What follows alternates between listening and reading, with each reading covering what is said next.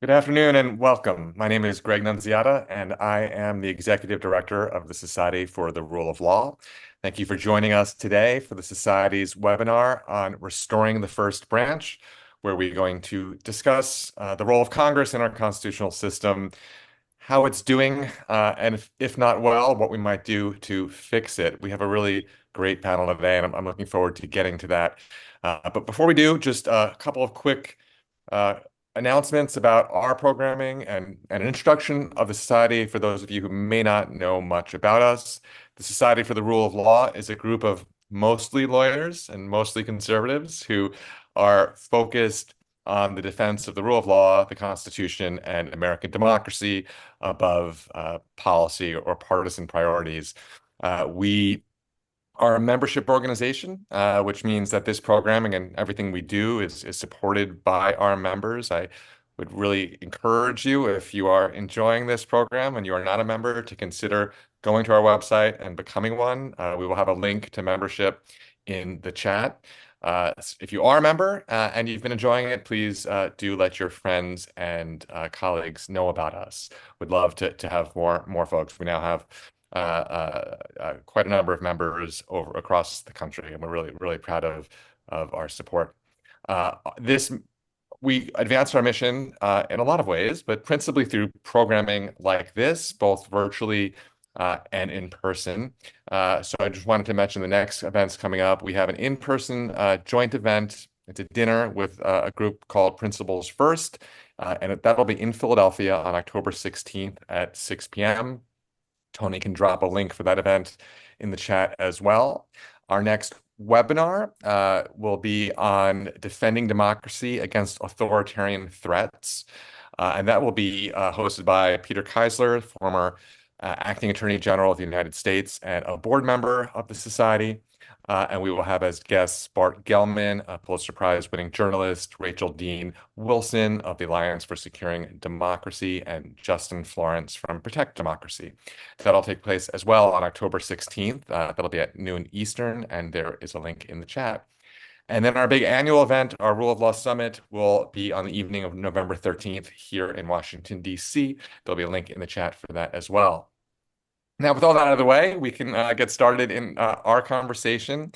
Here's how we'll proceed. Each of our guests will give us some opening remarks and or help orient us to the subject. Then we'll move into some conversation.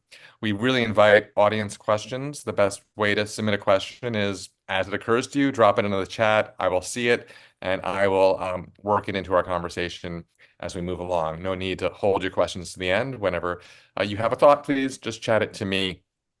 Uh, and that is that. The last thing to tell you is this is a program will be recorded. It'll be available on our YouTube channel. So if you need to drop off, or if you know someone who might enjoy it but wasn't with us today, you can catch the link on the replay over there. Our guests today, and I will, I think, introduce them in order that we will be speaking, are Mr. Kevin Kosar, Senior Fellow at the American Enterprise Institute. And as I introduce folks, I'm going to drop a few links to some of their recent work. Kevin has a recent article on Senate reforms, which there'll be a link in the chat to here, and perhaps he can discuss today. Marci Harris is the co-founder and executive director of POPVOX. And POPVOX has a wealth of information on building congressional capacity, particularly relevant to this time after the end of Chevron deference. Some of Marci's and POPVOX's work also we will link to in the chat. Zach Graves is the executive director of the Foundation for American Innovation. Zach and FAI have an excellent paper on renovating the People's House, which they put out for new Congresses, and that is linked in the below. It's about rules reforms. And finally, Mark Strand, who is the former president of the Congressional Institute, who has a fantastic Substack, and we'll drop a couple of links to relevant recent articles in the chat as well. And with that, I think I am ready to turn it over to our very capable guests, starting with Kevin. Kevin, please. If I should say, but for each of you, if you could take a moment just to introduce yourself, how you came to this work and why you care about it, and perhaps your organization's role in these debates would be very useful. Kevin. Well, good morning, and thank you, Greg. Yes, I'm Kevin Kosar. I'm here at the American Enterprise Institute in Washington, D.C. I've been in this town for more than 20 years. I got interested in Congress initially by working at the Congressional Research Service. I spent more than a decade there as a nonpartisan researcher, and I got a front row seat to kind of seeing how the wheels turn on Capitol Hill. I didn't have to pick a team. I worked for all members, all staffers who came to me. And over the course of that decade, I grew increasingly kind of concerned about the state of the legislative branch. And then when I hopped to the private sector to be at a private think tank, I had the opportunity to really engage in the topic. And so for a decade now, I've been working on figuring out what's wrong with Congress and trying to advance some ideas to help it revive itself. Now, in my limited time for my opening remarks, I just want to comment on a few kind of big picture points. First of which is that as a guy who reveres the Constitution ever since I was a little kid, baseball cards were important to me, and so was the Constitution. Um, when I look at that document, I see a document that created a national legislature that was not a co-equal branch. Rather, it created an entity that was supposed to be preeminent. The first branch is supposed to be the first branch. You look at the size of Article 1, and it dwarfs Article 2 and Article 3. And it's the fountain for all lawmaking authority. And legislators have great power over the executive branch and over the judicial branch, and those branches don't have as much power over the legislature. Congress can do anything it wants. So on paper, this entity, our national legislature, is supposed to be this mighty thing. And for much of our history, it was. But ask anybody today, what's the most powerful branch, and more than likely they're going to point to the presidency. After that, they may point to the Supreme Court and the federal judiciary. And then, if they even remember Congress, maybe then they will mention it. And that's a troubling situation. As a constitutionalist, I find it just worrisome. We're not where we should be. But more profoundly, it seems to me, and this is a point that was made by my colleague Adam White, who's a terrific scholar. As Congress has weakened, its authorities have flowed over to the other branches. And as they have flowed over there, the result has been a deformation of those branches. You have presidents who are just making policy with the stroke of a pen. You have courts that are being forced to deal with difficult political issues where there may be no national consensus, uh, instead of these things being done in the legislative chamber. I probably don't need to remind you all who are watching and listening today that the legislature is designed to be the place where the pluribus of the country comes together, debates, and hopefully you get some sort of negotiated agreement that folks can live with for a time. That's where the unum is going to come from. And instead, too often we have the other branches doing that sort of work. And unsurprisingly, people whose views do not get translated into policy by a president or by the courts get mad, and they get angry at the system, and is fomenting this sense of a lack of government legitimacy. And so I am all in on reforming Congress. Again, I've been at it for a decade. I run a website called understandingcongress.org, which is trying to help more people understand the importance of Congress. Same thing with the Understanding Congress podcast. We're trying to advance ideas about what we can do to revive the legislative branch, which I should say, as one last point, over history, whenever the legislative branch has found itself a little weak vis-a-vis the other two branches, traditionally it has reasserted itself. Famously in the 1940s, after the government swelled in response to the Great Depression and World War II, Congress carved back the executive branch and also bolstered its own capacity. Early 70s, same deal. Congress got tired of being pushed around by Lyndon Johnson and then Richard Nixon, and it built up its capacity. Unfortunately, we've not had a kind of big boom series of reforms like we had in the past. And so our institution is just weak. It's not where it needs to be. And I'm hopeful that some of you will find what I and my colleagues have to say persuasive today, and that you too will kind of lend your voices to the effort to get Congress to dig in and really build itself back up. With that, let me say thank you and pass it to the next speaker. Thank you, Kevin. Appreciate it. I think we have next have Marci. So, Marci, please introduce yourself and tell us about POPVOX. Great. Thank you so much. Kevin, I had to go grab my stack of constitutions as you were discussing your reverence. I teach a class at San Jose State on Intro to Gov, and I start the class by passing out the constitutions and walking through each of the articles and starting with Article 1 in the first branch. So I am Marci Harris from POPVOX Foundation and POPVOX.com. The organization itself grew out of an early civic tech experiment back in the 2010s. I usually tell people back when we thought we would solve everything with a website.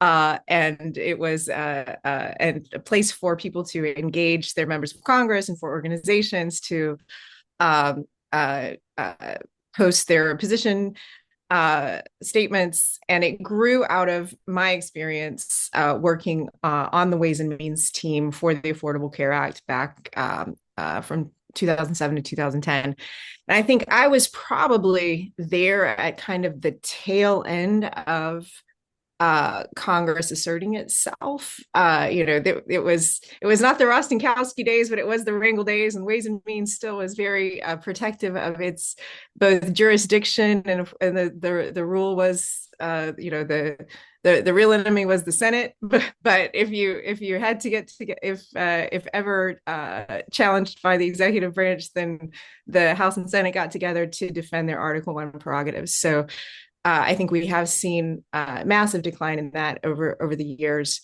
And I, especially now over the past decade, have really worked on what that means where the legislative branch meets technology. So over the past decade, with a lot of the speakers that you'll hear from today, working on the modernization of Congress efforts, one of the phenomena that we see is that society is speeding up. Change in society is speeding up. I'm sure all of you are familiar with the Moore's Law curve of exponential growth that we see in technology. And let's just say that the change or the policy world's ability to metabolize change is something less than exponential. Linear at best, and that means that gap grows every year greater between the rate of change in society, especially due to emerging technologies, and policy's ability to keep up. And we at POPVOX Foundation work on advising, publishing, having lots of thoughts about how democratic institutions can keep up.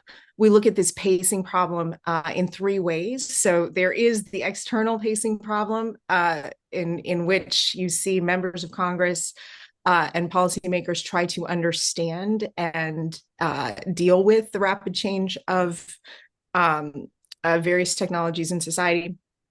There's the interbranch pacing problem, which is that Congress often gives the executive branch the tools and the resources and the mandate to accelerate and address, these new and more complex issues, but it doesn't give itself similar resources. So the gap every year between the executive branch and the legislative branch grows ever greater. And then there's the internal pacing problem, which is just that congressional offices and committees and agencies don't give themselves the kinds of tools that you likely are using in your firms or organizations, just the basic tools to of modern technology or processes or having salaries commensurate with market rate to be able to attract the talent that can help advise on these complex topics. So this pacing problem again is exacerbated every year, and I think it is exacerbated even more so now over the past couple of years with the advent of generative AI. Things are speeding up even more. And then we have Chevron.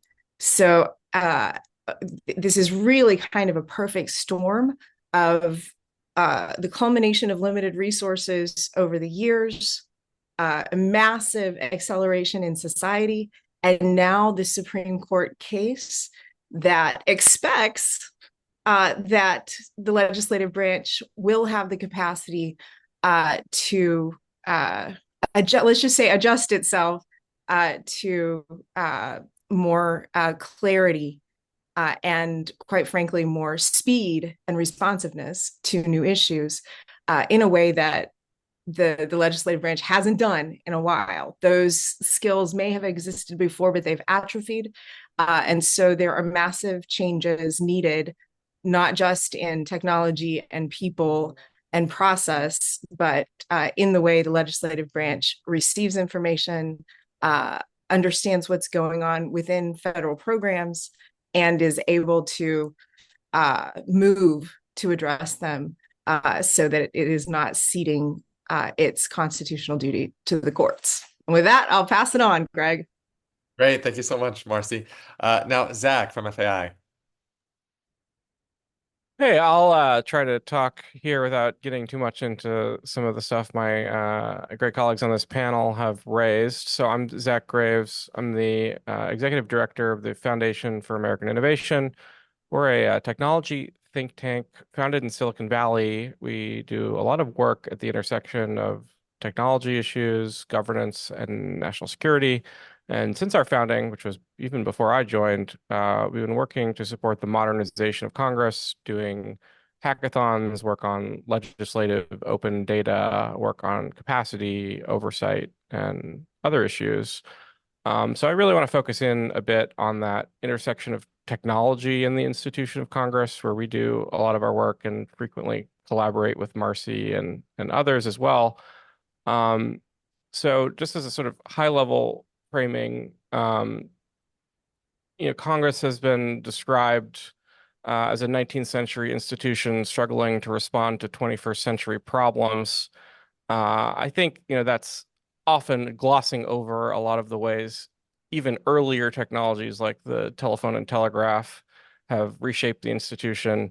And, this is extended, across both things in its internal tech stack, as well as things on the outside, like the airplane, even air conditioning changed the workflow in a significant way, even though we still take August off for recess. So at a high level, I think I'll paraphrase Homer Simpson's take on beer here, that technology is the cause of and solution to all of Congress's problems. A little history. The digital transformation of the institution, setting aside these sort of analog technologies that I talked about, really started in the 70s with computers starting to come in, but getting relatively little use. And then moving to the 90s, this started to really take off, bringing the internet, email, correspondence management systems, the first XML working group and structured data, the precursor of Congress.gov called Thomas. So really sort of reshaping the internal tech stack and workflows of regular offices, and also how the public has visibility into that, thinking about more analog technologies like C-SPAN cameras coming in the 70s and 80s to, really this sort of like instant legislative data we have now, at least for many use cases of things that Congress is doing. I'll talk a little bit about technology and communications as well, because I think that's really important to understanding this solution, but also note that POPVOX does a lot of excellent work in this space in the particulars. I think many of us are fans of the Robert Caro LBJ series. I think LBJ came up earlier. I think one of the interesting things in that, I forget which book, is that he sort of stood out when LBJ was a House staffer. He was sort of remarkable for taking constituent correspondence actually seriously and leveraging that into kind of political power to his subsequent role as a member. Um, and in the decades since then, email, social media, other technologies have really lowered these barriers and brought the wall down between constituents and their representatives. The flip side of this is it's demanded a lot more resources that have shifted away, unfortunately, in part from policy making and oversight to these communications functions. So, like, relatively, district office staff has grown pretty significantly in the last several decades. More staff hours are being paid on communications, managing your Instagram, TikTok, Twitter, all of these channels you have to be present on. Um, and this sort of interfaces with their internal tech stack, which is sort of uniquely dysfunctional, even in the federal government, which is still known to have not just the floppy disks some of us might remember, but the really big ones and critical systems that are reliant on that, or core databases still in COBOL or Fortran, or things that people don't know how to code in anymore. But the legislative branch is particularly dysfunctional in part because it's so decentralized and there's a proliferation of lots of different fiefdoms, not just chamber to chamber and House to Senate, but also each of the support agencies and offices and all of these different places, like to have control over their data, over their tech stack, and this can create coordination problems and inefficiencies and vectors for process failure. And I think a pretty unique way, even in the government, and can make it hard to get the momentum to try to address these problems because there's this sort of tragedy of the commons that emerges. It's in no single person's interest to solve this. And also information asymmetries can often be a source of political power, whereas transparency isn't necessarily. So expending your political capital on this is not always in your interest. So I think these have left all of these factors and others have really left Congress's like digital capacity behind where it needs to be to support this desire and channel of communication between members and between everyday Americans and their representatives. As other panelists have discussed, and I'm sure we'll talk about more, Congress's staffing is also significantly atrophied. And so in the last several decades, power has shifted from committees and expert policy staff on those committees more to centralized leadership offices. And in this environment, which has, largely been negative to zero sum, Congress has lost a lot of its capacity for careful policy formation. More resources have shifted from these sort of policy functions to buildings, to security, to things that don't really get at these sort of core functions of the institution and made it a lot harder for them to work. Something we care a lot about in particular is science and technology expertise and capacity. Members and staff have historically come from more business, education, public service backgrounds. And even today, there's only a handful of scientists, engineers, or really anyone with non-terminal degrees that aren't JDs. And meanwhile, major policy issues are increasingly scientific, have important technical or scientific dimensions to them. A good example that I worked on with Kevin when we were both at the R Street Institute, and we've both worked on a bit since then, is the defunding of the Office of Technology Assessment, which was an internal think tank in the institution of Congress. And this existed from 1974 to 1995. It was defunded as a sort of victim of political expedience in the Republican Revolution to show that they were serious about abolishing agencies and cutting things.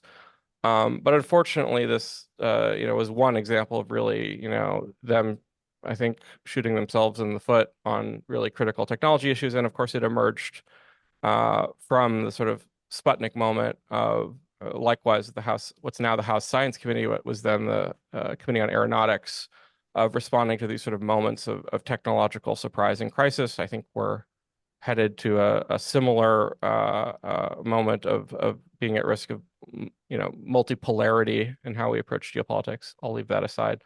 But really, I think there's a constrained resource environment. It can sometimes be politically challenging to overcome these obstacles, to get more resources to invest in the institution. There's been some positive signs in the last few years that we're eroding at that, I think, negative culture about capacity and about thinking, particularly for conservatives, thinking about Congress in its sort of proper constitutional role and terms. And I think Kevin talked about this, but really, to put that like in perspective, there are there are millions of federal workers in the executive branch. I think it's about 8 million if you include contractors, or 4 just pure, non-postal workers. Both the judicial and legislative branches are less than 70,000 together. So there's a huge outmatch in resources, particularly as the sort of growth of the bureaucracy has been sustained over the last several decades. But technology can be thought of, I think, both as a tool and a solution. And I'll conclude on that we can free resources up with new technology tools where there are political obstacles that would otherwise impede adding more staff or building up the institution in a more direct way, particularly for AI, which can take out some of the time-consuming work of responding to constituents, of writing press releases, et cetera, and also solve fundamental dysfunctions like getting the calendar sorted out, like knowing what's going on, expediting the process of voting, particularly in committees, has been a recent one. So I'll leave it there and pass it to the next panelist, but look forward to discussing these. Thanks, Zach. Mark. Thank you, Greg. Appreciate being here, and appreciate being here with these 3 people, because they're really leaders in the field and experts in Congress, and so I learn from them constantly, and I'm glad for that. My name is Mark Strand. I worked on the Hill for 24 years. I started at the very end of Ronald Reagan's first year in office, so I've seen Congress change over the time. After I worked on the Hill, I then worked 16 years at the Congressional Institute, and now I teach a course in legislative politics at George Washington University, the Graduate School of Political Management. But a lot has changed over the last 16 years. Congress has become sort of like a faux parliament where everything's supposed to be done by one party or the other without working with the other party. And I remember from my last few years in the Senate, and Greg will remember this, that we had what we called legislative entrepreneurs. They was actively passing legislation that had a great effect on the lives of many people. But Congress has stopped passing legislation. And this is a tragedy, as Kevin kind of alluded to it. The only check against excessive growth in executive power, which is another word to say authoritarianism, is a legislative that can check that power, and a court system that can check that power. In fact, we've seen from the courts, as Marci alluded to with the Chevron deal, that even the Supreme Court saying, Congress, do your job. And that's the serious issue here, because I'm going to take this a little bit towards the legislative end more, because while I'd love to see all these great modernization things take place, I don't want to make the dysfunction just more efficient. I think we need to get past that. And Congress needs to go back to legislating. The legislative muscles have atrophied. Too many offices are cutting legislative staff and putting money into communication staff because they're more willing to talk on the internet and to their favorite cable TV channel than to actually pass legislation. And I think this is part of the problem, Congress.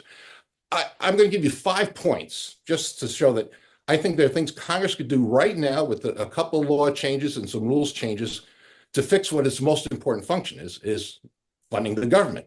I mean, one thing Congress has to do is pass a budget and appropriate for all the different agencies. If it doesn't do that, the government stops. So let's start with the basics. The first thing is we should get rid of continuing resolutions. They should be automatic. So let's get rid of these false bookends. Every year we go through, we just went through it last week, where the Congress has to pass something or the government shuts down. And so for 2 months, they pass something else. And we just sort of kick the can down the road, never seriously legislating. I mean, there are consequences to having continuing resolutions instead of passing appropriations. The agencies don't get new instructions. We don't reform programs. We don't get rid of bad programs. We just sort of kick the can down the road. So let's make it automatic that if we hit the end of the fiscal year, there's an automatic 1 month extension. You can add penalties to it. For instance, you cut the funding by 1% every time you have to renew it, which gives the appropriators an incentive to end the stalemate. Second thing, we should have one budget per Congress, a biannual budget that goes for 2 years. Too often now, the budget has become an excuse sort of just to write reconciliation instructions. And so if you don't have both parties in charge of both the House and the Senate, they don't even do a budget. And you need a blueprint for where we're going. I mean, we have a $35 trillion national debt for a reason.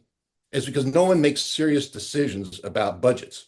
We have a $2 trillion deficit this year alone that's going to fund the entire discretionary budget, everything from education to defense to our interest payments. We're not passing a budget. No, we can't sustain that forever. So one of the things you need to do to make a budget work is then have a renewed authorization process.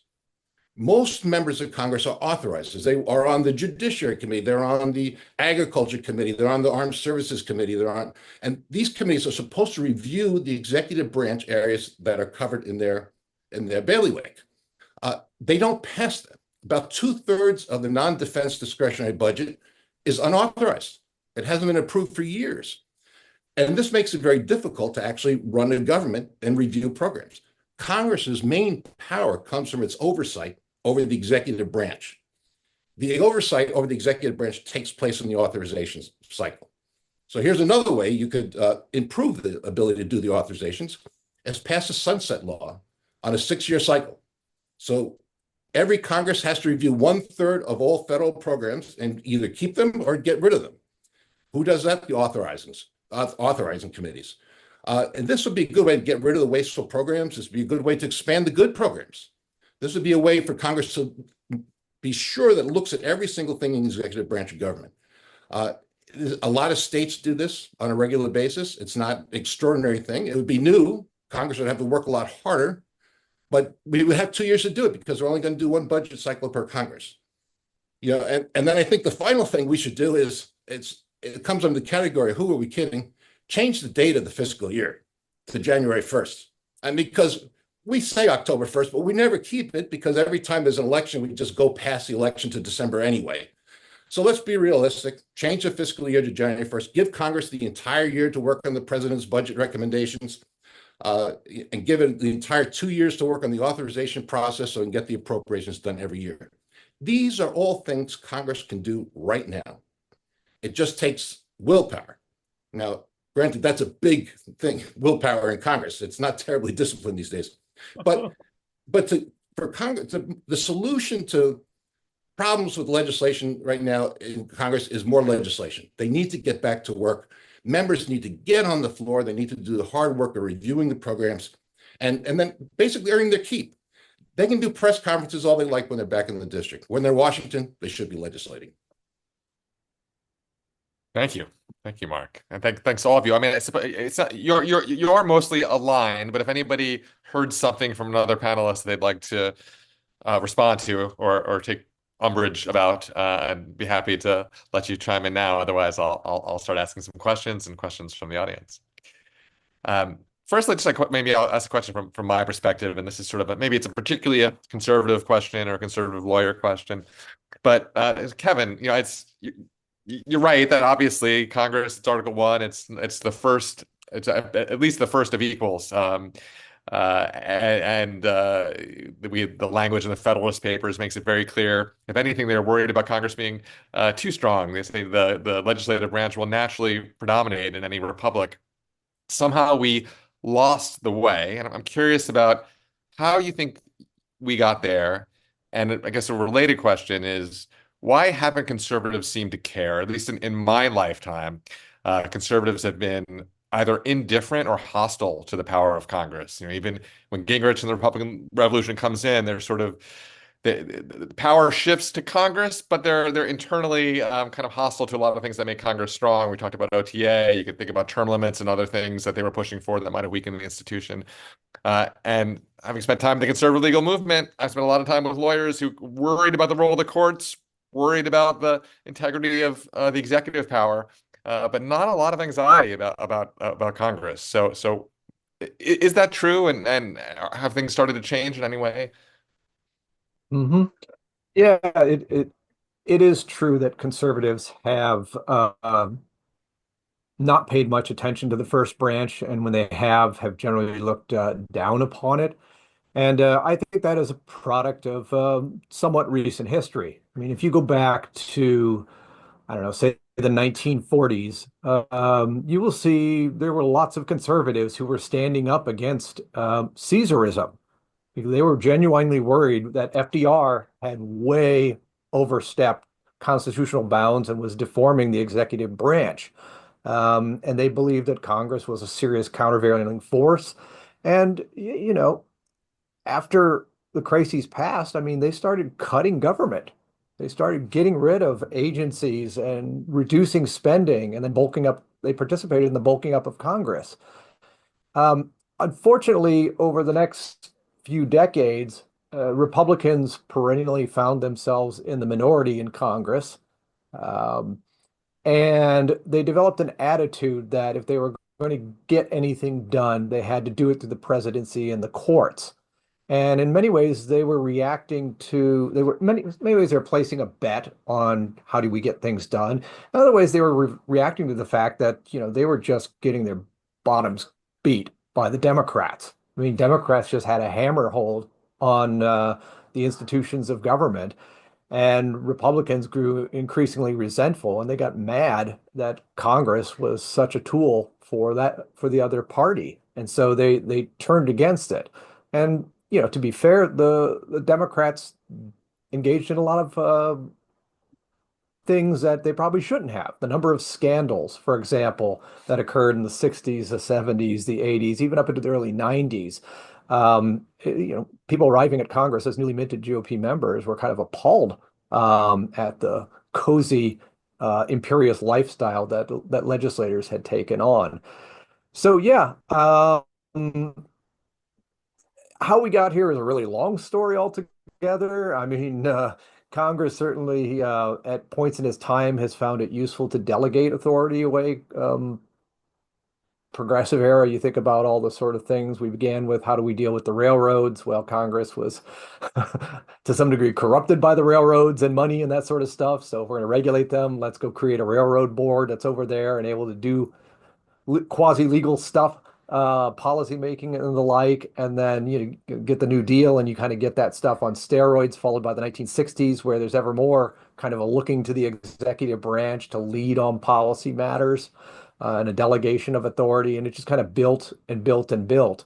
And now, unfortunately, when you have conservatives coming to Congress, they're socialized in an unhealthy state of mind. They assume that the whole point in life is to follow the party, to oppose the other party, and to try your best to just try to win control of the chamber and win the presidency so you can impose the Union system. That just doesn't work.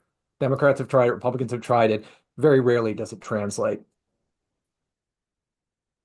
Thank you.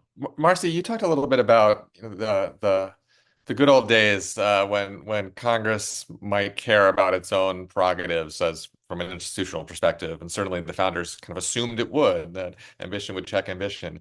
But just think about the last few presidential administrations. There are all these instances of the president asserting questionable executive authority, and there being absolute crickets from members of the president's party in Congress, whether it's, I mean, you could, if you want to go, well, it's bipartisan on both sides. So what explains that? And you work with folks in Congress. Can you get people to care about this? There seems to be some bipartisan energy around institutional reforms, but that's a bigger kind of cultural question about kind of what's your role as a legislature? And is it to salute the president of your party, or is it, do you have an obligation to the institution? Well, and I don't know that I have the answer to that, but you know, in a lot of ways, the turnover of recent years in Congress means that there just aren't really that many people around who remember what it was like to have a Congress that defended its own prerogatives. So I think the work that Mark does when he constantly reminds us of things that he said, 10 years ago or longer, and brings up examples of the past are really important, because I mean, there really is no orientation that new members go to that tells them, the strength of the legislative branch. It has in the past, I think it was much more of a mentoring or even leadership driven just way of being, that doesn't exist anymore. And so several rounds and generations of not exercising that approach really has left us with very few in the legislative branch who even know what power they are abdicating. And so, I mean, some of stealing the spine, I think, has to come from conversations like this and from people in both parties demanding more of their representatives, and also giving them the expectation that they're going to Washington to do more, as was said, than just issue press releases and build followers on social media. So I really appreciate the perspective that Mark and others bring to this question. Well, then, Mark, you at Congressional Institute, you worked regularly with sort of training and new members, and so what's your perspective on this problem? Because certainly it seems that the incentives are all wrong. I mean, just think about the big names that emerged from Congress in recent years, the folks who become shortlisted as presidential prospects. It's not based on legislating, right? I mean, the people who emerge are not the people who are productive legislating, and that seems like a problem. So what are the incentives these members are facing, and how might we change it? Well, I think that's correct. The problem is the incentives is towards inaction. And I think Zach hit on it when he was giving his introductory remarks, is that is this centralization of power around the speaker, and the idea that the parties have to pass everything by themselves, and that we have a loyal opposition whose job is to oppose everything by the other party. Well, when you have a small majority, which they do, and they have for a long time because Congress is divided like the rest of the country, is all you do is empower your extremes, right? If you have a 5-vote margin, you have 20 people in let's say the Freedom Caucus. Those 20 people can veto what the rest of the party does. And so it takes extraordinary efforts to get around that, one that cost Kevin McCarthy his job. But we have seen, everyone has had to tear up their books about when we described the motion to suspend the rules and pass, which is supposed to be safe for things like underwater basket weaving and apple pie month. Whereas Mike Johnson has used it as a tool to pass bipartisan legislation, where he can get a majority of Republicans, a majority of Democrats together to vote on different functions. Now, the problem is each side is limited to 20 minutes of debate. There are no amendments. It's not a genuine legislative process. It's a stopgap measure to allow them to do things. But this is the problem, is that Congress, both parties do it, by the way. I mean, this goes back really to, I would say, Hastert and Tom DeLay started this when they had a 5-vote margin, is that they insisted that people all vote for themselves.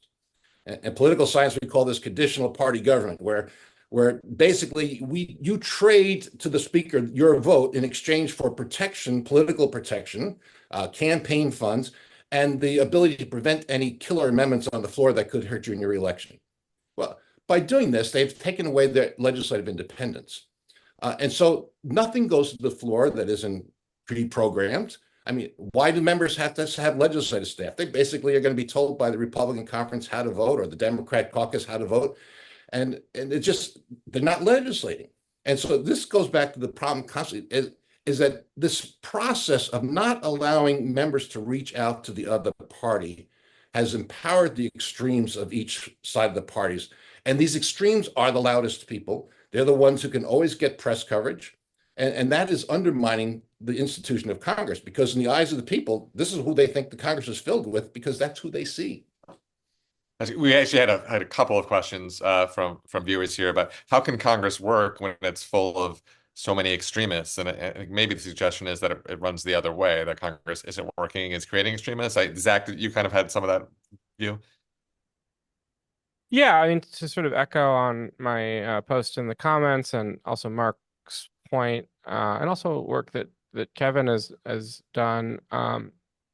Really, I think the institution is currently set up to create a lot of incentives and fan the flames of these sort of non-productive extremes that work against the institution, and a lot of that is sort of lack of opportunities to constructively participate in legislating, in oversight, and in other meaningful work, and to get political points for that when it's all top-down control in leadership in this winner-take-all style of politics that leaves a lot, particularly in the House, of people that are left with little else to do to make a name for themselves and build their career. The effective leadership is also to suppress these intra-party factions from having a voice. And that's something, if you look back at the committee era, there were much stronger factions within each party that had, regional alliances, other, kind of topic alliances. Some of that, of course, is wrapped up in the civil rights era and has its own pathologies without getting into that. And it also had its corruption and areas of abuse. But I think we should be careful not to see the emergence of stronger factions in the House, particularly among the Republicans, as necessarily a bad thing. I think there are silver linings to having that more decentralized power emerge, and could be healthy in the long run for the institution and the democratic process. Kevin, I want to ask you a question. Briefly, Oh, sorry. Go ahead, please. I just wanted to throw in, I'd be remiss if we're talking about kind of extremism or the performative behavior that many members now engage in, particularly in the House. We'd be remiss if we didn't mention the use of primaries, party primaries, as vehicles for choosing legislators. Prior to 1970, primaries were not the main way that you got members of Congress. Since then, they have become the main way. And, only 20, at most 25% of eligible voters will participate in a primary. And the people who participate tend to be highly motivated. We also know that special interests put a lot of money into primaries as a way to kind of back a horse early. And the result is you get people who come to the House and who look at their watch and they realize they got 2 years before they face another election. They don't want to be primaried from the left or right.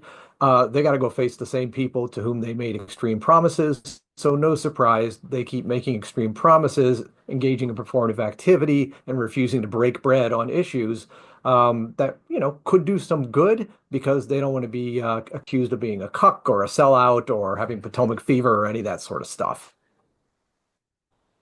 It's the primary system and this lack of legislating problem certainly intersect. I spent time working in the Senate for several members, and my last role was with Senator Rubio, and I was with him through his run for president. And I was amazed by how much we heard during the primary, just white hat anger at Senator Rubio for having done anything with the other party. Of course, I mean, we all maybe remember immigration reform being controversial, but we got flack on every little thing he did that was bipartisan. Like, how dare you sit down with Chuck Schumer to pass a bill on, well, how could you work with the Democrats on the Puerto Rican debt crisis? I mean, it was bizarre. And it's a problem with the primary system, and it's a failure of civics that people don't understand what the job of a member is. It also shows that it's a fairly recent phenomenon, because I remember in the Senate when I was with Jim Talent, he would not introduce a bill unless he had a Democratic co-sponsor. Nowadays, I would almost buy you a primary, but this was not that long ago. And so the change has been fairly recent, which is actually hopeful. It may mean that this is a short phase of Congress and it goes back to more normal behavior later on. But but this whole idea of not working with the other party is something new. Constituents represented their constituents, not their party. And yes, that you have things in common with the party, and the party can give you strength, but they shouldn't be loyal only to their party, I guess is what I'm saying. I want to ask a question that Kevin, I asked your colleague Yuval Levin at a recent event we had, which is just this: was C-SPAN a mistake? I mean, quite seriously, was the impact of televising Congress a plus or a negative? it may not be able to be turned back, but might we think about changing? I mean, I know from maybe Mark experiences too as a staffer, a lot more work gets done between members when the cameras aren't running, and that's a reality which you feel good or bad about. But how do we feel about televising Congress and transparency generally?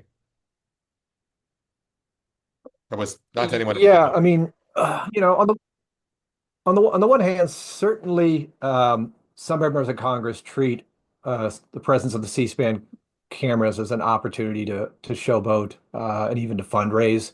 We all know that Newt Gingrich very early after arriving to the chambers saw that the cameras could be a friend to the GOP, and so the use of kind of the after hours speeches, taking to the floor even when the chamber is completely empty and giving a rip-roaring speech that could be useful. And then allowing the cameras to come into the committees. Again, it's incentivized some grandstanding and generally bad behavior, which has poisoned the relationship between both the parties and the Congress and the executive branch. I mean, who wants to come and be questioned by Congress if inevitably there's going to be somebody acting like a complete jerk to you and trying to embarrass you? So yeah, it's a problem, but I love C-SPAN, and I would say that there are any number of committees that are able to operate without behaving like baboons. Especially, you look at some of these kind of really in the weeds issues that are being brought up, things that are not easy to turn into talking points and issues to campaign upon, and you get serious hearings. They may be boring as all get up, but that's what they should be. Actually, it turns out that boring is good. I think, especially with the TV cameras. Yeah. We call it the salience rule. With like you have a Supreme Court nomination, you have to have an entire day of hearing for opening statements, which lends credence to the maxim that everything is said, but not everyone has said it yet.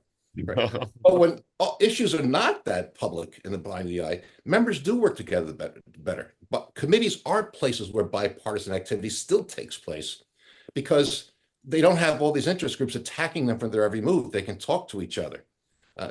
I would say go so far as one of the big tragedies on the Hill is that staff don't have friends in the other party anymore.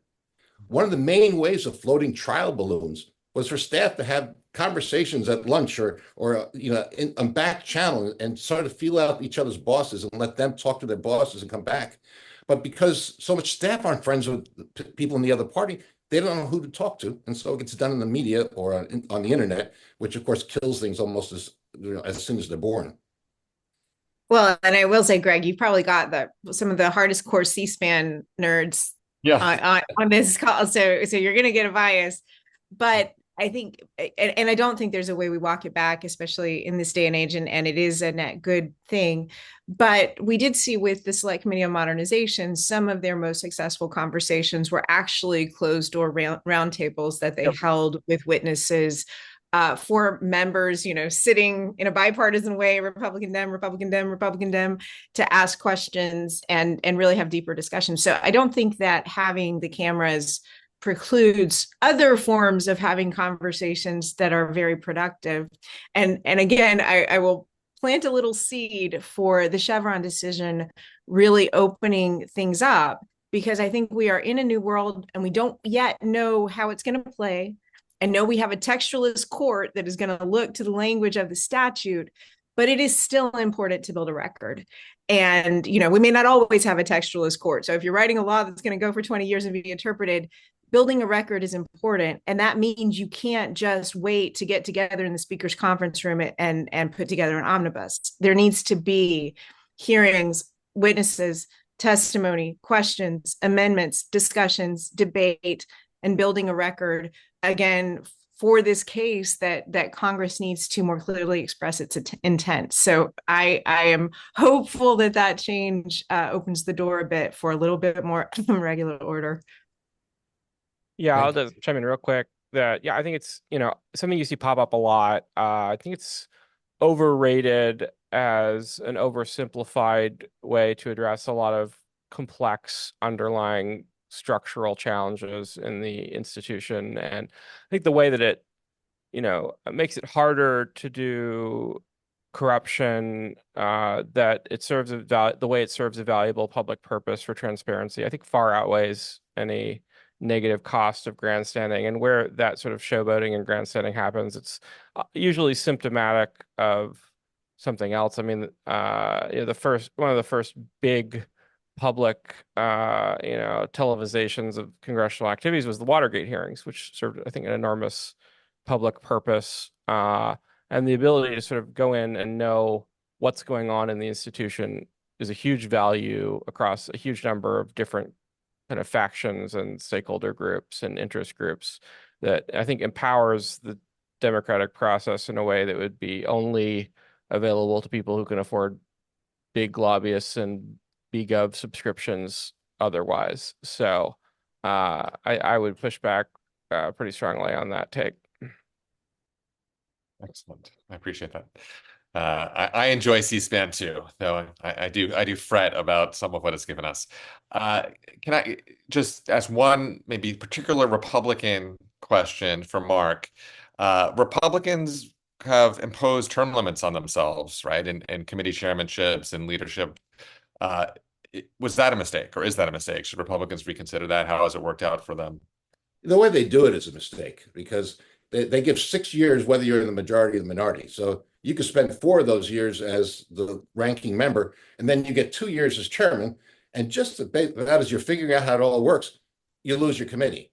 I think this is a huge mistake on their part. Now, I think the seniority system had its own problems too, because you ended up having the most senior members who are not necessarily in touch with a lot of the things going on in charge of everything.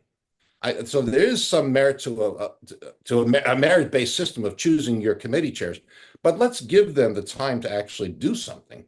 So I think at the very least, Republicans should change their rules so that those 6 years only count if you're the actual chairman of the committee. Thanks, Mark.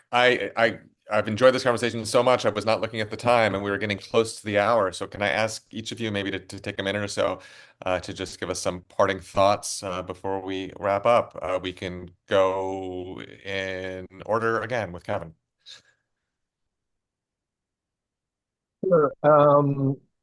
I would say that if we want Congress to spend more time reforming itself so it can perform its constitutional duty, then each of us needs to make a point of reaching out to Congress and telling it to do so.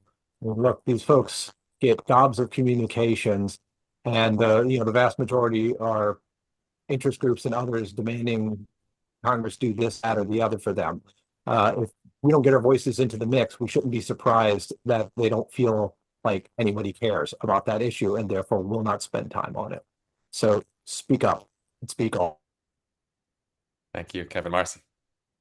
I would just double down on the point about resources for Congress. I mean, I understand that there is concern about fiscal situation, but if you want a more responsible fiscal policy, you need better, more well-resourced legislative branch that can make smart decisions. And so resourcing Congress is essential for a better functioning government. It's the fulcrum. It's the piece that influences everything else you want to fix in government. So it's important to invest in it. Thanks. Zach. Yeah, I'd say these types of things, big disruptions to Congress, sometimes happen very quickly and the institution reshapes itself. Sometimes because of political factors. Other times there are decades that go by where nothing happens. I think we're approaching the possibility of having some really big forcing functions for that reform and structural change. One that has been mentioned is the Lopper and the overturning of Chevron deference. Another is that we're approaching $1 trillion in interest payments on our debt. Others are, I think perhaps the way AI tools will fundamentally reshape how staff process, digest, and utilize authoritative information. And others we may not be thinking of in terms of our geopolitical or other kinds of big picture macro competition. So I think one or more of these are likely to hit and likely to in the next, I think, pretty short time period, force the institution to reimagine itself in a fundamental way, perhaps like we saw in the 70s or the 40s, as others alluded to. Thank you. And Mark. All right. Thank you, Greg, for hosting this, because this is really important to the rule of law, is that we have a Congress that functions.